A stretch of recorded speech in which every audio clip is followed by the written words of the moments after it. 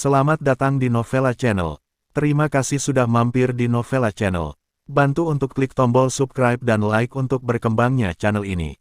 Dan jangan lupa untuk nyalakan loncengnya agar selalu mendapatkan notifikasi terbaru dari Novella Channel. Silahkan menikmati cerita novel favorit Anda. Mari kita lanjutkan kembali kisah novel Aiden Enzo Kehidupan Super, episode 134, bersama Novella Channel. Selamat mendengarkan. Masih bersama Novella Channel. Mari kita lanjutkan. Aiden Enzo mengejarnya, tetapi ketika dia berbelok, dia tidak bisa melihat siapapun. Aiden Enzo jadi gila, mencari kemana-mana. Namun, sosok itu menghilang begitu saja di depan matanya. Mengapa? Apakah itu Adelina? Aiden Enzo menarik rambutnya, merasa sangat bingung, apa masalahnya? Hei, ini hanya beberapa menit dan kamu sudah selesai. Apakah kamu tidak sehat? Pevita Lehnar tiba-tiba muncul di sini, dengan sesuatu dalam kata-katanya, sengaja bercanda. Tetapi, dia menemukan bahwa kondisi Aiden Enzo tampak salah. Ada apa? Uhuk-uhuk. Aiden Enzo terbatuk kering, mengeluarkan senyuman, menyentuh hidungnya dan berkata, bukan apa-apa, mereka terlalu antusias, dan mereka yang kembali dari luar negeri berbeda. Hati-hati ketika aku mengambil kata-katamu, beritahu Vivian Low. Pevita Lehnar menatapnya tajam, sangat menghina. Aku mengantar istrimu pulang dengan selamat. Jika tidak apa-apa, aku akan kembali dulu. Pevita Lehnar mengikuti, menoleh untuk menatap Aiden Enzo dengan curiga, dan bertanya, apakah tidak apa-apa? Mengapa kamu tampaknya sangat khawatir? Aiden Enzo tersenyum dan berkata, tidak apa-apa. Ngomong-ngomong, aku ingin kamu merahasiakan identitasku dari Vivian Low. Pevita Lehnar mengerutkan kening. Meskipun dia tidak tahu mengapa Aiden Enzo melakukan ini, dia tidak bisa menolak. Karena itu, dia mengangguk dan berkata, begitu. Setelah selesai berbicara, keduanya meninggalkan hotel dan kembali secara terpisah. Dan baru setengah jam yang lalu, di gym besar di ibu kota, seorang pria dengan korset sedang melakukan pull-up. Terlihat dari garis ototnya bahwa dia adalah seorang ahli kebugaran. Tubuhnya sangat stylish dan penuh energi. Tetapi, dia bukan tipe pria berotot, garis tubuhnya sangat halus. Dia termasuk tipe pakaian yang terlihat tipis dan berdaging saat membuka pakaian, dan fitur wajahnya sangat tangguh, dan sosoknya ramping. Di gym ini, dia adalah seorang selebriti. Sangat populer, terutama gadis-gadis kecil yang mengelilinginya sepanjang tahun. Dia tidak pernah menolak siapapun yang datang, dan dia bertengkar hebat dengan gadis-gadis kecil itu. Tetapi ketika gadis-gadis kecil itu ingin lebih memperdalam hubungan mereka dengannya, dia akan selalu ditolak olehnya. Saat ini, di sampingnya ada seorang wanita dengan celana ketat hitam, yang sedang melakukan latihan peregangan dengan bola yoga. Gadis ini memiliki rambut pendek sebahu, sangat halus, dan pipi tipis, tetapi alisnya ekspresif dan halus, dan sepertinya ada cahaya yang tidak aktif di matanya. Satu-satunya hal yang aneh adalah wanita ini masih memiliki belati yang disematkan di pinggangnya. Dan di samping wanita itu, ada seorang pria yang mengenakan rompi hitam, dengan otot dan tangan yang meledak-ledak, berdiri di sana seperti pohon pinus, matanya dingin, dan temperamennya seolah-olah dia telah meledak keluar. Tertulis di wajahnya, orang asing tidak boleh memasukkan 4 karakter. Simone Ares, kakek mengirim Werlin ke Sanjiang. Pria dengan alis pedang dan mata berbintang itu menyelesaikan pull-up-nya, melompat turun, mengambil handuk dan menyekat tangannya, dengan senyum di wajahnya. Ya, tuan muda kedua. Pria berotot bernama Simone Ares mengangguk, dan merasakan ruangan bergetar ketika dia berbicara, dengan suara hidung yang kuat. Yah, adik perempuanku baru saja kembali dari luar negeri, dan dia tidak mengerti banyak hal di China. Dia paling dekat denganku ketika aku masih muda. Aku khawatir dia akan diganggu di Sanjiang. Pria ini adalah putra kedua dari keluarga Chu di ibu kota juga saudara kandung Werlin Chu, Ye Fu Chu. Nona aman di Sanjiang. Jika tuan muda kedua khawatir, kamu bisa membiarkan Ye Ji pergi, kata Simone Ares dengan suara berat. Ye Fu Chu duduk, menyeka wajahnya dengan handuk, dan bertanya, saya mendengar bahwa keluarga Saves menyinggung seseorang dan diusir. Tuan muda kedua telah dihapuskan. Selain itu, menurut sumber yang dapat dipercaya, seluruh keluarga Saves telah diusir untuk membuka gurun di barat laut. Mata Simone Ares berkedip dingin. Ye Fu Chu tidak bisa menahan senyum main-main, anak Giorgio Chavez itu dulu sombong, jadi dia seharusnya belajar pelajarannya kali ini. Sudahkah kamu tahu siapa itu? Simone Ares mengangguk dan berkata, aku mendengar berita, pihak lain bermarga Enzo, Aiden Enzo, suami dari Vivian Low, ketua grup farmasi Sanjiang Bikan, dikatakan sebagai menantu dari rumah ke rumah tanpa koneksi, tetapi keluarga Chavez tampaknya telah jatuh di tangannya. Alasan sebenarnya dari kejadian ini adalah, hanya orang tua yang tahu. Ini informasinya. Simone Ares menyerahkan informasi di tangannya kepada Ye Fuchu, dan yang terakhir melihatnya beberapa kali, dan terkejut.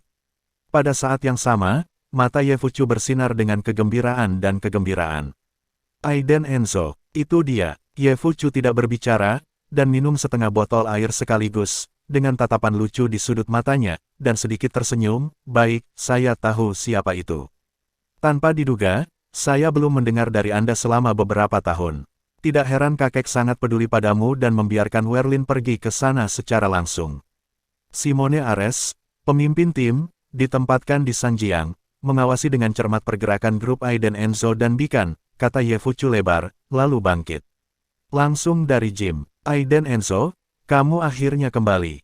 Aku menantikan hari aku bertemu denganmu. Tapi melihat kembali ke Aiden Enzo, dia kembali ke villa, dan melihat Geraldine Sol duduk tegak di ruang tamu, dan Vivian Low juga duduk di samping. Tak berdaya, dia mengedipkan mata pada Aiden Enzo. Aiden Enzo, kamu sudah kembali. Geraldine Sol tampak menyendiri, dengan sertifikat real estate masih di atas meja teh, dia berkata dengan dingin, kebetulan Vivian ada di sini hari ini, kamu harus memberiku penjelasan untuk masalah ini, dan ganti nama saya. Tambahkan, jika tidak, jangan kembali ke rumah ini. Saya akan pindah dengan Vivian. Pindah bersama. Aiden Enzo duduk, melirik sertifikat real estate, lalu ke Vivian Low. Suami, tambahkan, saya akan meminta ibu saya untuk meminta maaf kepada Anda. Saya sudah mendengar ibu saya menjelaskan masalah ini, dan dia juga menyadari kesalahannya. Vivian Low tidak berdaya, dan dipaksa oleh ibunya untuk memohon padanya. Tetapi, ibuku sendiri sangat lapang, bagaimana dia bisa memohon belas kasihan? Aku tahu aku salah. Aiden Enzo terkekeh dan melirik Geraldine Sol. Ini bukan tampilan mengetahui bahwa dia salah, kepada siapa dia menunjukkan wajah ini. Geraldine Sol juga panik, awalnya dia ingin mengadakan pertunjukan untuk menunjukkan Aiden Enzo, dan memberinya kesan buruk. Tapi siapa tahu, anak ini tidak takut sekarang. Bu, minta maaf saja. Vivian Low mendorong Geraldine Sol dan memberi isyarat padanya. Geraldine Sol juga mengudara, sulit untuk mundur, tetapi demi villa, dia menahannya. Itu, Aiden Enzo, maafkan aku tahu aku salah. Geraldine Sol menunduk dan mengucapkan sepatah kata pun tanpa rasa sakit. Aiden Enzo tidak menanggapi, dia mencibir, bangkit dan naik ke atas. Vivian Low melirik Geraldine Sol, segera mengikuti, dan menemani Aiden Enzo ke atas. Aiden Enzo pertama-tama pergi ke kamar ceril untuk melihat-lihat. Putrinya sedang tidur, sangat manis dan harum, memegang boneka di tangannya. Kemudian, dia berbalik dan kembali ke kamar bersama Vivian Low. Ia merasa sangat lelah hari ini. Apalagi dalam adegan di hotel bertemu dengan wanita yang mirip Adelina, dia selalu merasa bahwa dia sepertinya ingin mengatakan sesuatu padanya. Mengapa ada orang yang mirip di dunia ini? Apakah itu benar-benar saudara perempuan saya? Vivian Low telah berganti menjadi piyama longgar, datang, duduk di samping tempat tidur, mencubit bahu Aiden Enzo, dan berkata dengan lembut, suamiku, ada apa, kamu tidak beres ketika kamu kembali, apakah kamu terlalu lelah baru-baru ini? Aiden Enzo berbaring di tempat tidur, berbalik, dan tiba-tiba memeluk Vivian Low, merasakan kelembutan dan kehangatan tubuhnya. Berkata, Vivian, jika suatu hari aku harus pergi karena sesuatu, dan aku tidak bisa bersamamu dan ceril, apa yang akan kamu lakukan? Vivian Low tidak menyangka Aiden Enzo mengatakan ini tiba-tiba, membelai kepalanya.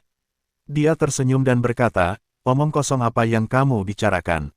Jika suatu hari kamu pergi, aku, Vivian Low, pasti akan mengambil anak itu dan menunggumu kembali selamanya.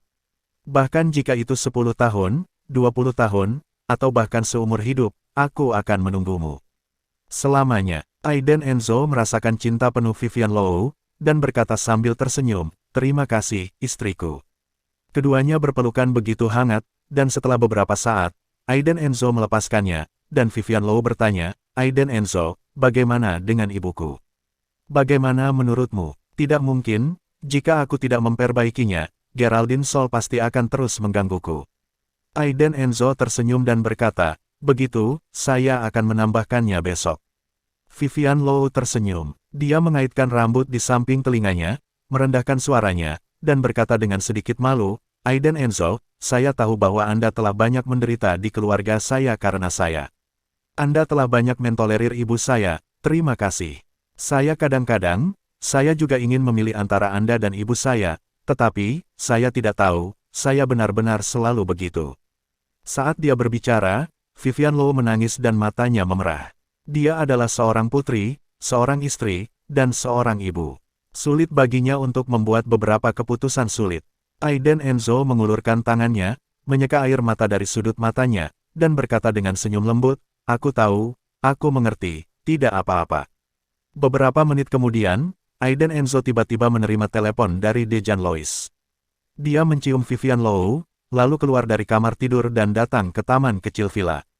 Ada apa? Tanya Aiden Enzo. Tuan, saya menemukan berita tentang Nona. Di ujung lain telepon terdengar suara mantap Dejan Lois. Terima kasih sudah mampir di Novella Channel. Bantu untuk klik tombol subscribe dan like-nya untuk berkembangnya channel ini. Novella Channel akan memberikan lebih banyak lagi cerita novel yang lainnya dalam versi audio.